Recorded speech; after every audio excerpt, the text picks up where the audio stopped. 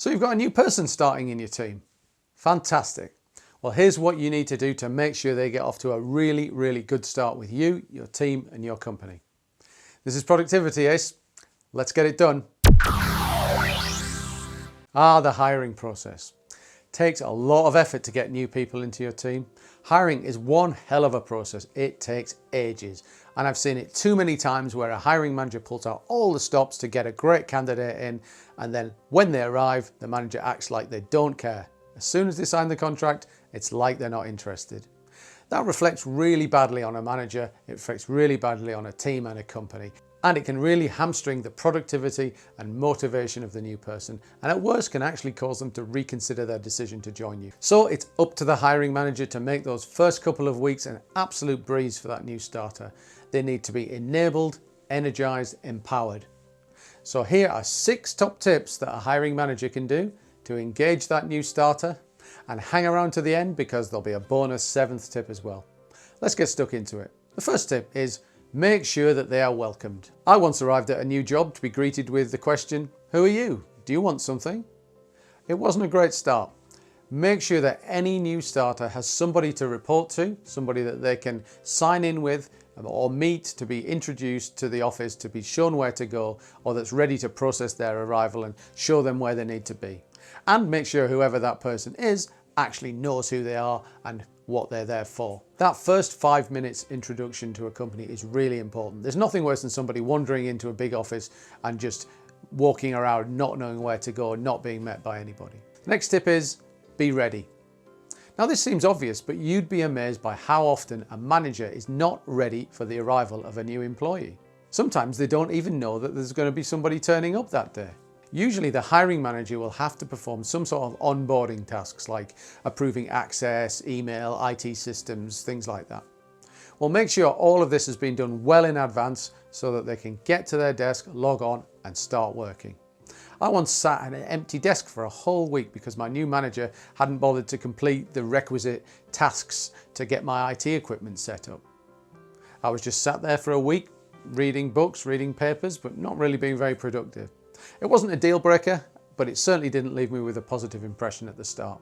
The next tip is go easy on them at the start. So all managers like to run their team in a certain way. That might be to have people start at a certain time or cover certain hours or do certain types of roles or do certain tasks that are important.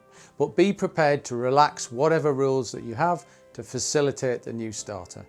When somebody joins a new company or a new job, they'll be dealing with an awful lot of other stuff before they even start outside of work. It might involve a relocation to a new country or a new city. So make sure you don't overburden them with rules and regulations and red tape right at the start. Let them find their feet and sort all of that other stuff out, because they'll have a lot of other stuff to deal with, and the more you can facilitate that, the better. Introductions. This is a simple one. Take time via email or in person and make sure everybody knows who your new starter is and what they're there for. That includes the team, the stakeholders, management, and anyone else that you think they'll interact with. Now this is simple but essential, and it doesn't always happen. I've seen people get introduced to teams where their teammates say, "Who's this guy?" I like to get the new starter actually to compose an introduction blog on our social platform in their own words, and I point people at them so they can express themselves in their own words and show a bit about their background, what they're here to do, that kind of thing. It allows them to put their point forward. Get a one-to-one meeting in the calendar. It's critical that managers have got one-to-one meetings with their employees, and you'd be amazed how many managers don't bother. So get yours in the calendar with your new starter as soon as possible. You might even want to make it a higher cadence for the first couple of months, maybe weekly or bi-weekly, so that you can give them really close support, because they'll probably need that close support at the start. And then as they find their feet, then you can spread out the cadence a little bit. Have a look at this video for how to get the best out of one-to-one meetings. I've also got a more in-depth course on mastering meetings that's available on several different platforms. Check the links in the description. Implement a buddy system. Many companies provide a degree of assistance for each new person that joins. That might be a partner in HR or in another team, someone to look after them. I find it useful to assign an official buddy from my teams to stay close to the new hire and help them with anything they need. Be that first point of contact for any issues. This is fairly standard practice, but it does work quite well. And it's something that I've always found useful when starting a new job myself, to have a buddy for someone to help me out. But do be careful to choose the right person for this role. Some of your team may not be famed for their interpersonal skills. It just happens, so try and pick somebody that's good at that sort of thing, that's good at building relationships, good at getting to know strangers, getting to know new people. Or maybe somebody that's got similar job skills so that they can build that rapport and build that relationship over a common aspect of the tasks they're going to be performing. So get the buddy system going right at the start, because that's generally when a lot of issues can frequently happen with onboarding and access and getting to know people. You want that new starter to be guided as smoothly as possible at the start, and it's always a good idea to have somebody on hand to assist and remove as much friction as possible from the new starter experience. And here's your bonus tip. Have a clear work plan. Your new starter will arrive full of energy, full of enthusiasm, and ready to get stuck in and show what they're made of. So make sure that they actually have something to do. As soon as you can, show them what your plan is for the new employee. What responsibilities do you want them to have? What projects will they be working on? Who are the stakeholders that they need to build quality relationships with?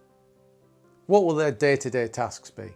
It's vital that your new starter feels a sense of worth and direction from the very start.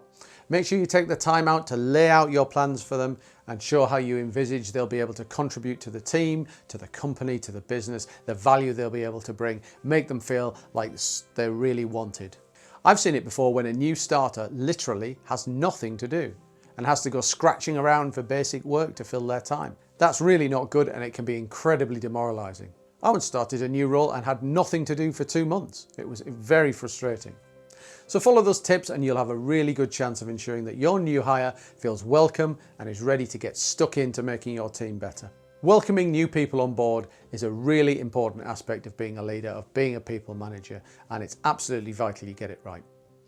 That's it for this one. We'll see you next time.